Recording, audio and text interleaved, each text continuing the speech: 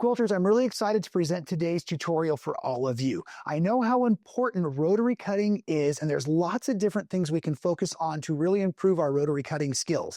Today, I want to specifically look at the rulers, the lines, and how to read those. Are you ready? Let's get started.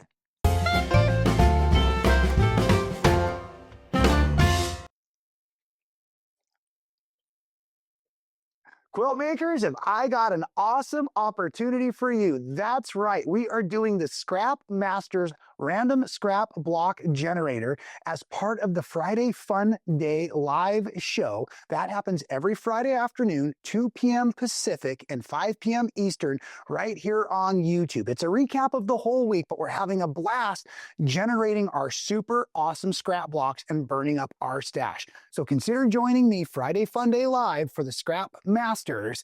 And now let's get back to today's show. Well, welcome back everybody to another fantastic tutorial. I'm a quilt maker named Rob Appell right here at Stitchin Heaven on YouTube and in Quitman, Texas.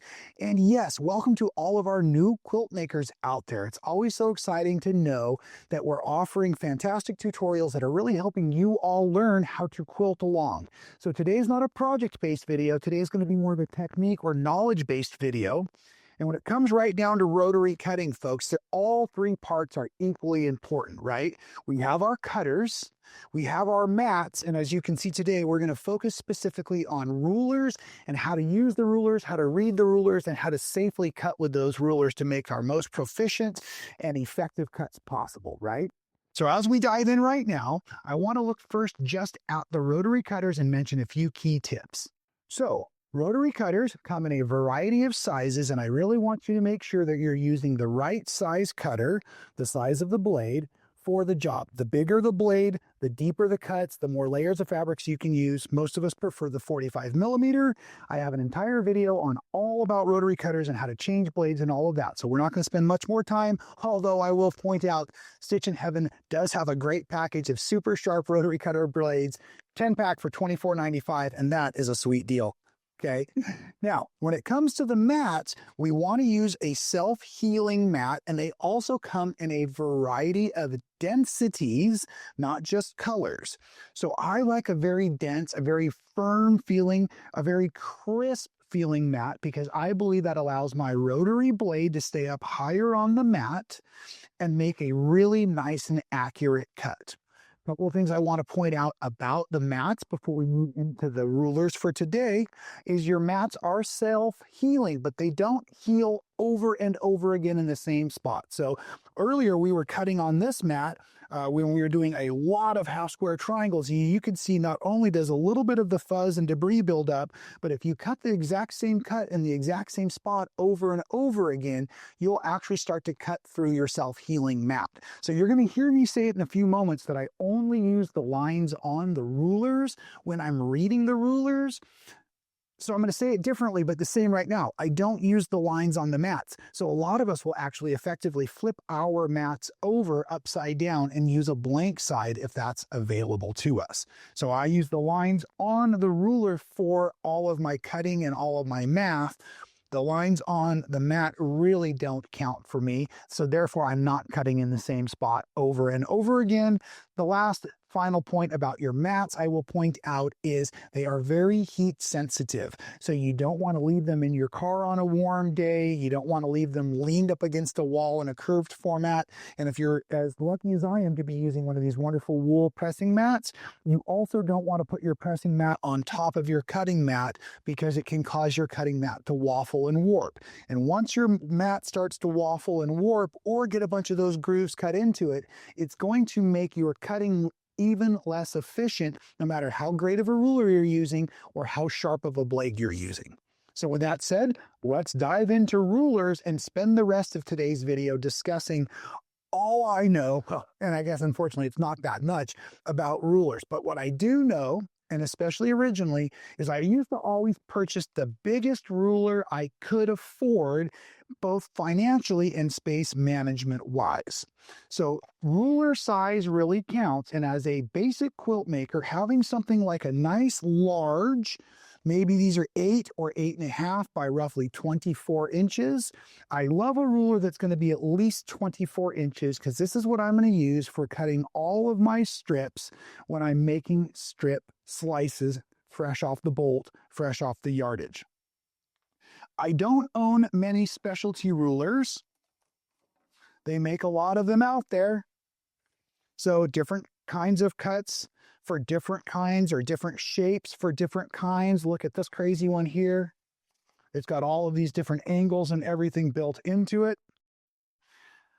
Normally, I'm purchasing squares and rectangles when it comes to rulers, because if I'm going to do anything when it comes to the rulers, the squares and the rectangles are going to be the most generic, the most universally used. Now, at the moment, for the last couple of years, I've been a huge fan of this Quilter Select product. The Quilter Select product has a sticky grippy on the back end of the rulers, which actually helps all of us quilt makers cut safely on these longer cuts, which we're going to get into in a few minutes. Another one of the brands that we love here at Stitchin Heaven is Creative Grids. And let me show you this really cool thing. I'll need to put a piece of fabric underneath so that you can see it. And what we've got here on this ruler, and Creative Grids isn't the only brand that does it, but I really love when a ruler offers a 1/2 inch side as well as a full inch side. But what I like about the Creative Grids is the way the numbering system is done in the 2 different colors. So it makes it really easy to make sure you know if you're reading from the 1/2 inch side or the 1 inch side, because one of the most important things is that you know what your project requires when you're getting your ruler and your mat all set up. It's just going to be the way to be most efficient. So let's kind of start big with our rulers today and walk down through some of the cutting techniques that I've started to mention, right? So now, like I've said, I've become a real fan of these Quilter Select rulers, mostly because of the grip and because of the stick.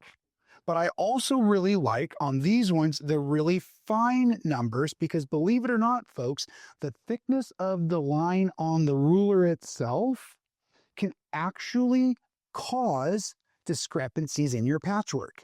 If the line on your ruler is really, really thick, I'm just going to show a line here like you see around these squares. Let's put it on the fabric. Maybe that's easier.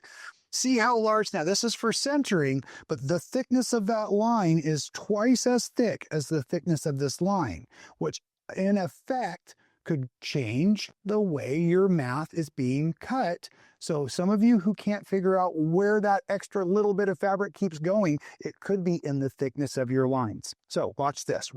What I like to do whenever I'm getting ready to prepare a cut, I find the uneven edge right off of the bolt, and the first thing I'm going to do is I'm going to line up either the 1/2 or the 1 inch mark at the very bottom down here on the fold of my fabric.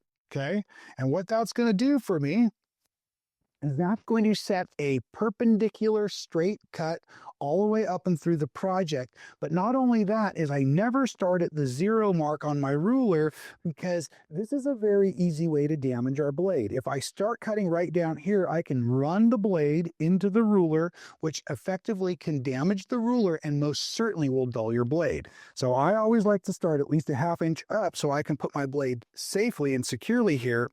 And now I'm going to want to show you how to hold your ruler while you start to cut.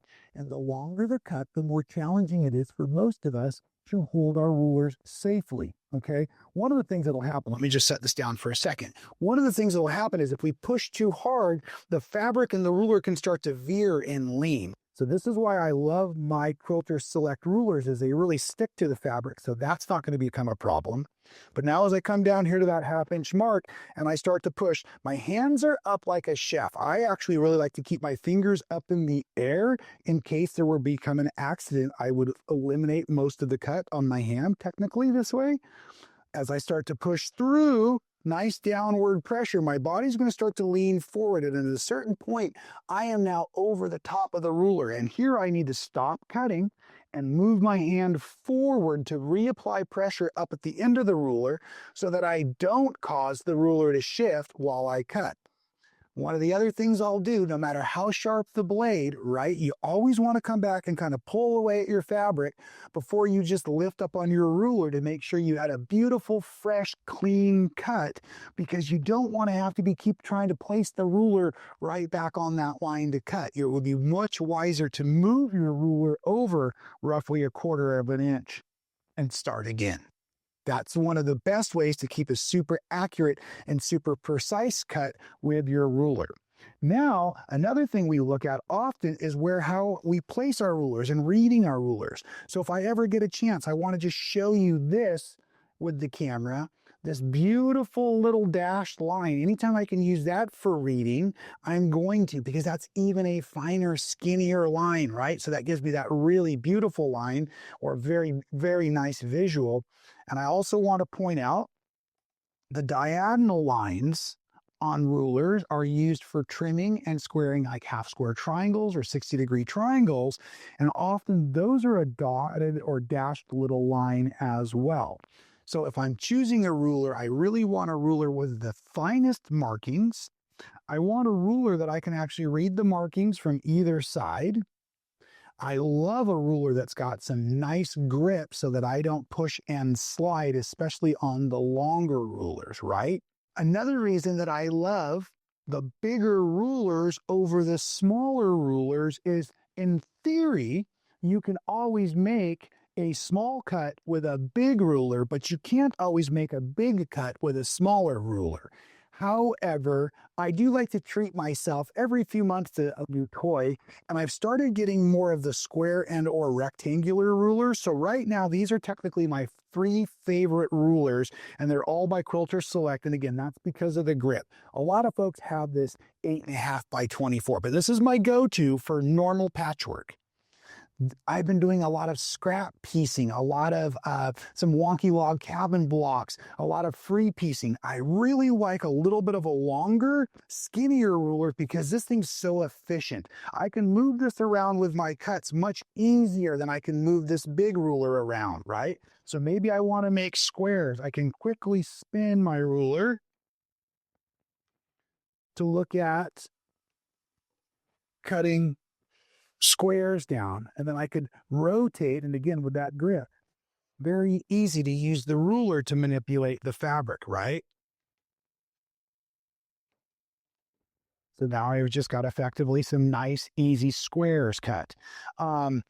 Real effective that way. I also love this 6-inch square. The 6-inch square for me, because of the diagonals, I'm a half square triangle junkie. Because of these diagonals here, I've been loving using these for trimming down as well, because recently I traveled to a few workshops and I forgot to bring my specialty ruler. So that's the last thing I'd like to finish on today. As much as I love the specialty rulers, and if I'm going to make more than about a dozen cuts or so in a project, then I might start to consider a specialty ruler. But most of the time we can do almost every unit in quilting with a decent sized square or a really nice rectangular ruler that has a little bit of the diagonal marks. I really hope you learned a little bit in today's video on ruler reading and ruler management. And as a reminder, I've got the video all about rotary cutters and the different sizes. I'll have that link at the end of today's video. But if I missed any of the information that you're still trying to learn about your rulers, maybe you're looking to purchase a ruler, please drop a question in the comments below or send me an email, rob@stitchinheaven.com, and I'll do everything in my power to help guide you in making your best ruler purchase. Because like I said, when it comes to cutting, we need a great ruler, a great mat, and a great cutter. And from there on, it's all about fabric and creativity. Folks, thanks for joining me today. And like I said, please drop me a comment down below if there's something else you'd like to learn about your quilting rulers. Till I see you next time, please stay well. To talk to you about a very special event that's just around the corner from me, and it's here at Stitchin Heaven. It's our glowing checkered star retreat, and that is from August 6th through the 10th. Now, this is going to be absolutely amazing. We're going to have the all stars there. We're going to have tons of fun, and we're going to be working on glowing checkered star all together. Now, we already have a little over 40 people signed up, but we still have more slots to fill. So please hit the link below in the description so you can be a part of the fun. Thank you so much for watching all the way to the end of the video. It really helps support our channel. If you haven't subscribed, do so now. Hit the little button to be notified every time we go live or do a new video for all of you. And here's one from the past I think you'll really enjoy.